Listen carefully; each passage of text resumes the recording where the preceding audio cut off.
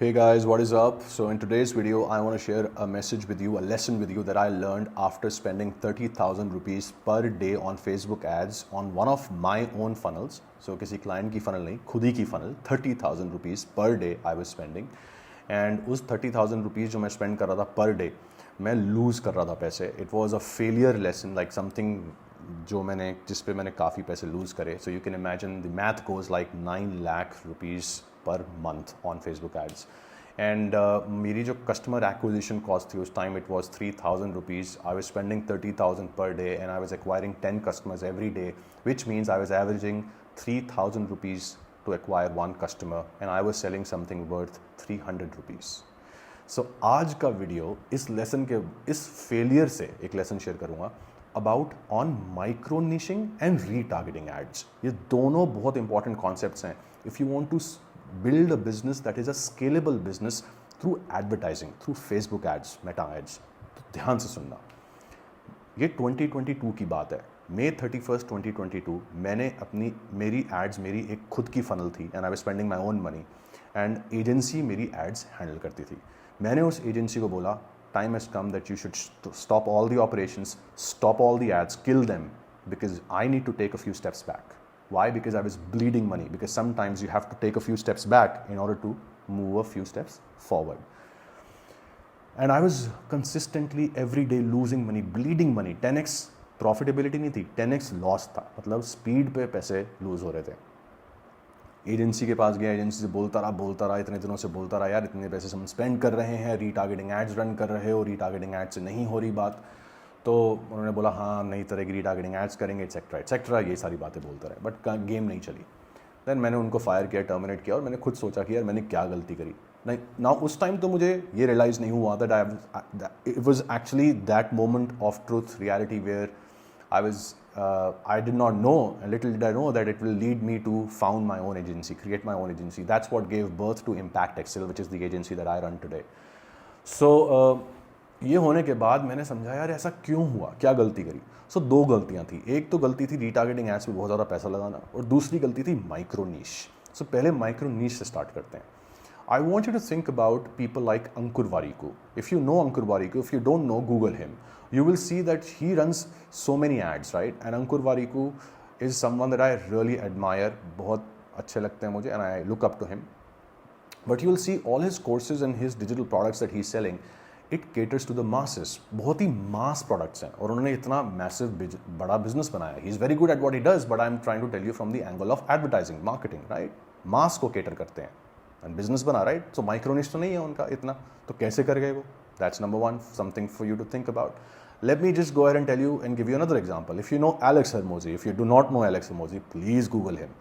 Now, Alex Hermosi started his journey through Gym Launch, right?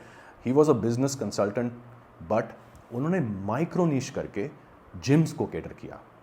सो एक तरफ है अंकुर वारिकू जिन्होंने मास प्रोडक्ट्स बनाए, टाइम मैनेजमेंट के प्रोडक्ट्स बनाए, एक्सेट्रा आज भी सेल करते हैं. और एक तरफ है एलेक्स हरमोजी जिन्होंने बिजनेस ग्रोथ कंसल्टेंट है और उन्होंने एक स्टेप पे माइक्रोनिश करके जिम को ही कैटर किया. तो इससे क्या लेसन समझ आया आपको? इससे लेसन ये समझ आता है दैट अगर आप माइक्रोनिश करते हो, अगर आप इतना ज़्यादा माइक्रोनिश कर देते हो that you are catering to a specific market, specific avatar जिसका साइज़ बहुत छोटा है, तो एडवर्टाइजिंग से वो बिज़नेस कभी भी स्केलेबल बन ही नहीं सकता. अगर आपको स्केलेबल बिजनेस मॉडल बनाना है एडवर्टाइजिंग के थ्रू, तो आपको मासेस पे जाना होगा. You will have to attract the bigger audience. You need to remember that. Look at any brand that you use, that you are a fan of, and you will realise that they all have very massy appeal. Jockey की बात करते हैं, jockey का brand देखो, अब jockey को देखो, freedom. अब जॉकी से फ्रीडम का क्या लेना देना बट उनके मार्केटिंग मैसेज में फ्रीडम क्यों है? सोचो क्यों है? Because it's a mass appeal, it's an emotion that moves people. That's what you need to realise about advertising. अब मेरे जब लॉस पे ये जर्नी हुई कि मैंने लॉस एक्सपीरियंस किया 30,000 पर डे पे अपने फनल में 2022 में, तब मुझे रियलाइज़ हुआ कि मेरा जो ऑफर था, जो मेरी मार्केट थी, उसका साइज़ बहुत छोटा था. इसका मतलब ये था कि मैं एड्स को स्केल नहीं कर सकता था उस मार्केट में. मैं उसको एक लिमिट तक लेके जा सकता था, बट वो उतने पे ही मैथ चलती उसकी, उसको ग्रो नहीं कर सकता था मैं उससे ज़्यादा. मैंने उससे ज़्यादा ग्रो करने की कोशिश करी and as a result of which I was losing money. So micro niche की गेम समझो. First of all serve a market where there is competition. जहां पे टक्कर है, जहां कंपटीशन है, जहां पे डिमांड है, जहां पे सप्लाई है, वहीं पे आपको भी जाना है. You don't want to serve to a blue ocean or find a blue ocean. You don't want to serve to those group of people जो बहुत छोटे हैं advertising के through, because otherwise your unit economics is not going to make sense and you will bleed money just how I did 2 years back. So don't make the same mistake. So you want to find a red ocean where there is competition, and then you want to position yourself uniquely inside of that red ocean and create your own blue ocean within the red ocean. That is the hack. How do you do it? So not just focusing on an avatar, but also different problems you can solve of a specific avatar. And that is the silver lining. That is a slight difference there in the approach and the perspective. Let me give an example.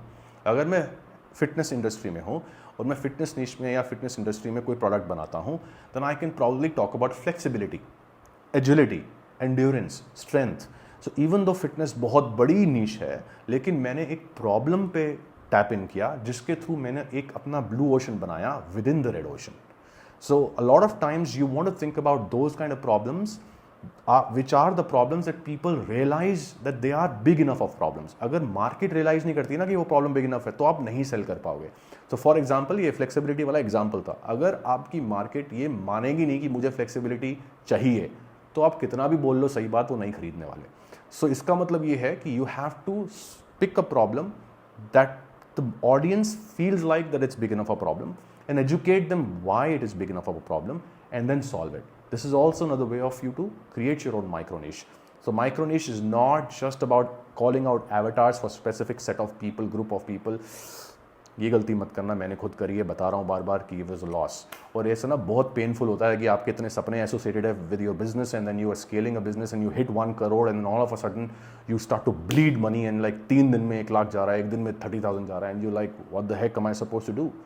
So this is coming from that level of experience. Okay, so don't make that mistake about micro niches.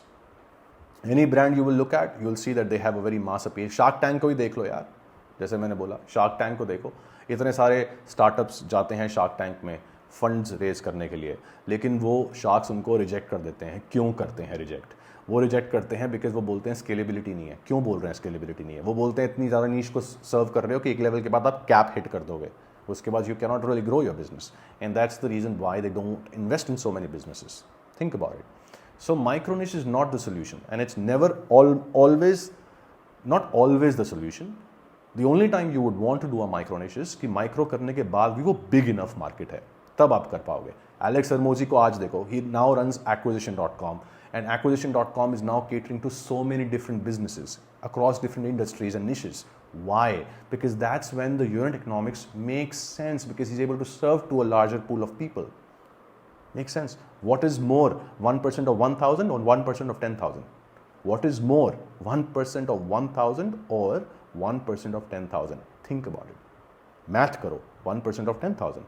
So why do we want to serve 1% of 1,000? Why don't we serve 1% of 10,000?